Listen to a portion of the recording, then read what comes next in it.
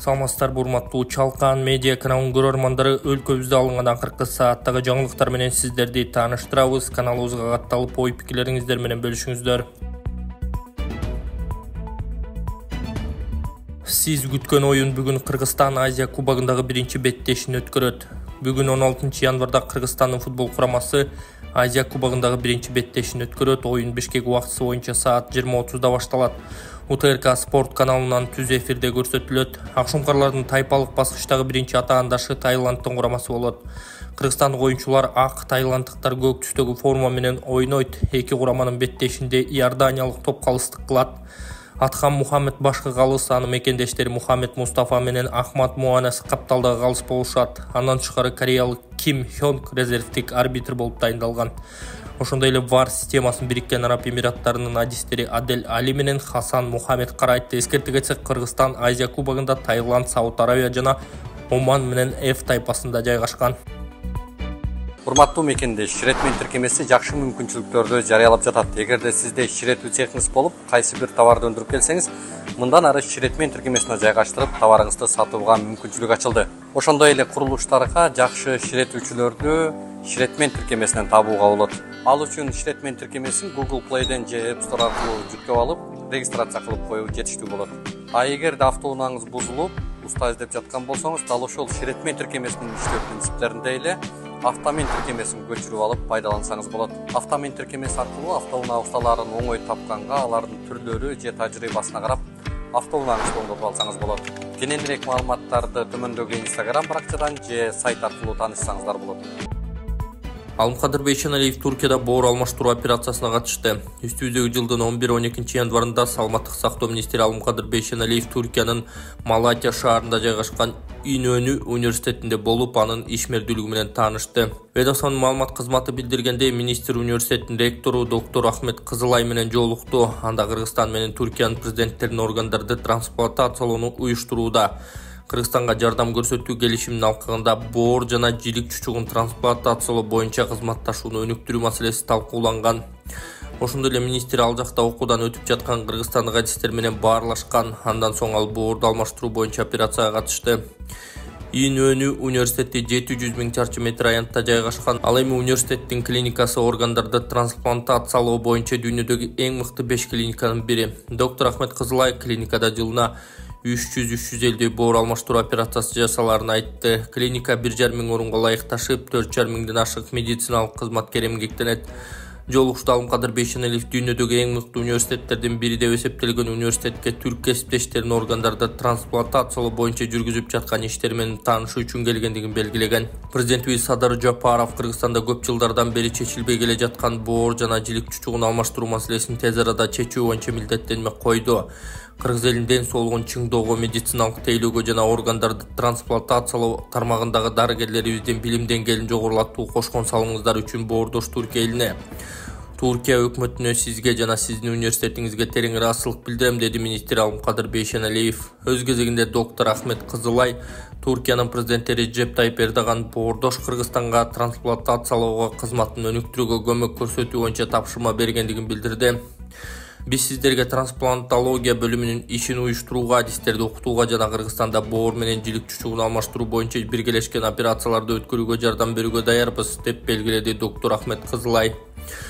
Жолугушуунун жыйынтыгында тараптар көтөрүлгөн маселе боюнча жемиштүү кызматташууну улантууга макулдашып, университет менен Кыргыз Республикасынын саламаттык сактоо министрлигинин ортосунда кызматташуу келишимине кол коюшту. Үстүбүздөгү жылдын январ айынын аягында Бишкекте доктор Ахмет Кызылай жетектеген трансплантологдор тобу келип, эне жана баланы коргоо улуттук борборуна жана улуттук хирургиялык борборго барып, операциялык бөлмөлөр жана жеткиликтүү медициналык шарттар, боор жана жилик чучугун алмаштыруу операцияларын уюштуруу үчүн зарыл болгон жабдуулар менен таанышат. Ошондой эле кол коюлган келишимге ылайык жакынкы күндөрү боор жана жилик чучугун трансплантациялоо үчүн зарыл болгон кыргызстандык 20 адис хирург, анестезиолог, реаниматолог, гастроэнтеролог жана орто медициналык кызматкерлер Туркияга окууга жөнөтүлөт. Биздин адистер акысыз окутуудан өтүшөт, окуу мезгилинде бекер турак жай жана тамак аш менен камсыз болушат.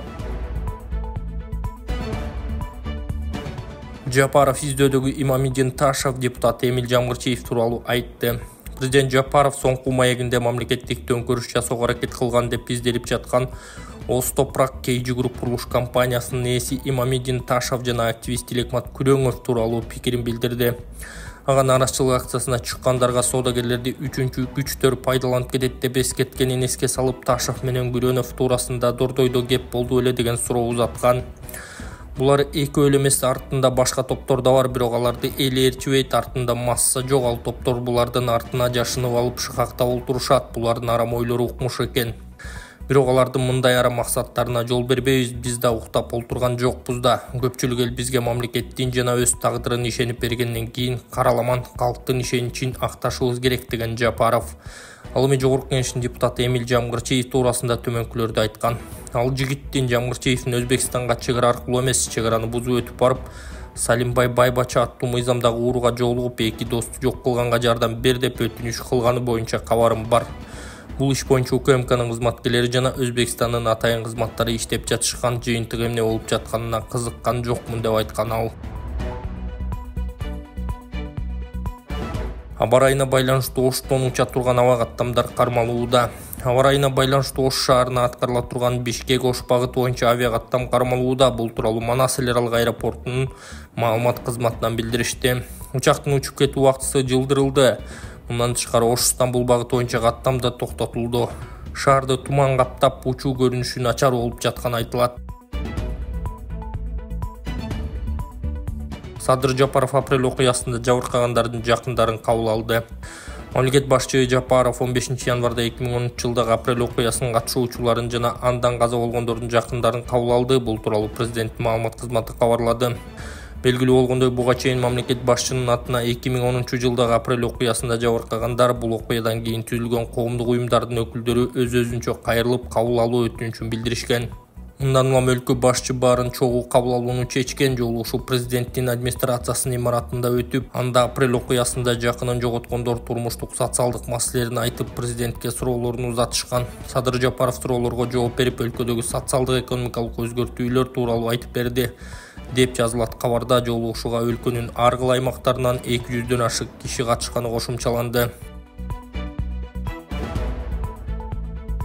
Өткөн айда чет жактагы 19 мекендеш каза болуп сөөгө алып келинди. Узаган жылдын декабрь айында чет өлкөлөрдө жүргөн 19 кыргызстандык каза болуп сөөгө мекенине алып келинди. Бул туурасында Тышкы иштер министрлиги бир айлык отчетунда билдирди. Бул сандар элчиликтер сөөгүктү жөнөтүүгө жардам берген учурларда эсептелинген. Ошондой эле оор абалда жаткан 3 бейтапка Италиядан, АКШдан жана Туркиядан мекенине кайтууга көмөк көрсөтүлгөн. Мындан сырткары консулдук кызматкерлер Иран, Казакстан, Кытай жана Орусияда 23 жарандын соттук отурумуна катышкан.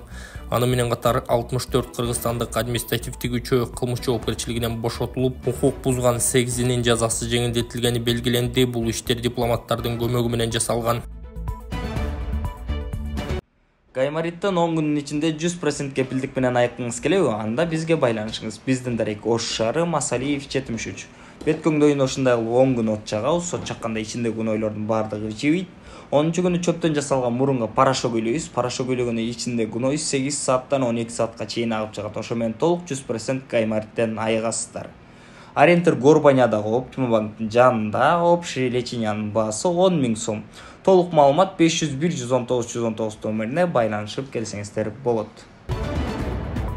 Депутат Кадырбеков журналисттердин окуясы президентке сөз тийгизерин айтты. Жогорку Кеңештеги Иман Нуру фракциясынын лидери Нуржигит Кадырбеков көз карандысыз жалпыга маалымдоо каражаттарын журналисттердин массалык түрдө суракка алынышы тууралуу комментарий берди.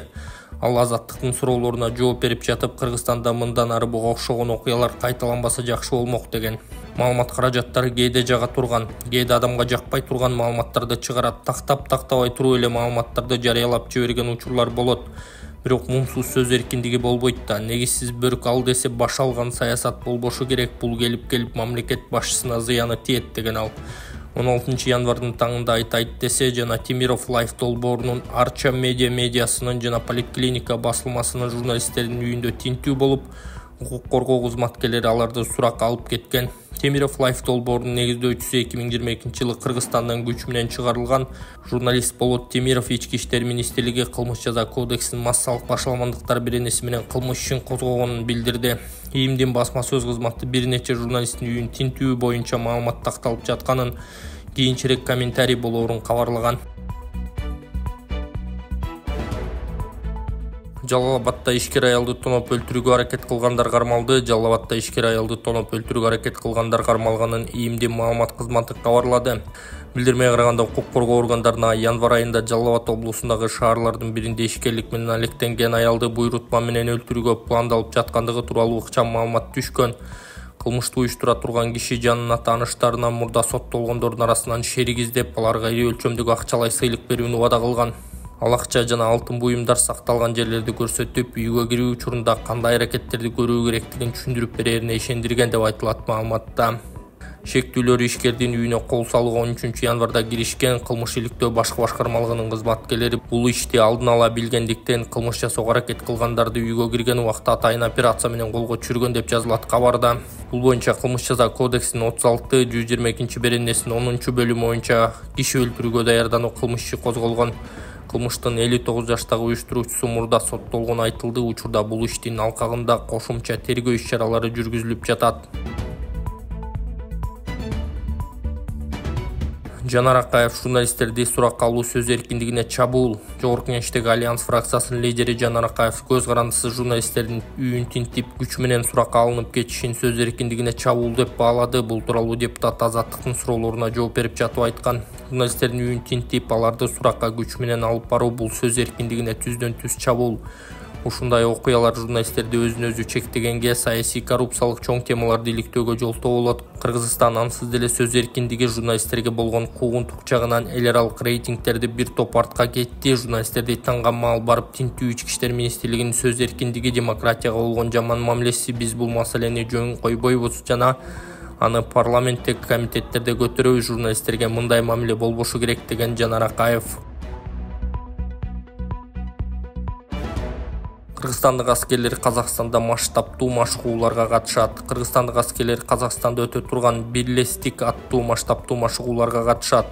Бул тууралуу коңшу мамлекеттин коргоо министрлигинин сайтында жазылган. Билдирмеге караганда, аскердик иш-чара быйыл өтөт. Анда ага Кыргызстандан тышкары Азербайжан, Тажикстан жана Өзбекстандын аскер контингенти барат. 5 өлкөнүн машыгуусуна Батыш Казакстан аймактык командачылыгынын аскер деңиз флоту, аскер аба жана атайын операциялык күчтөрү катышаары маалым болду.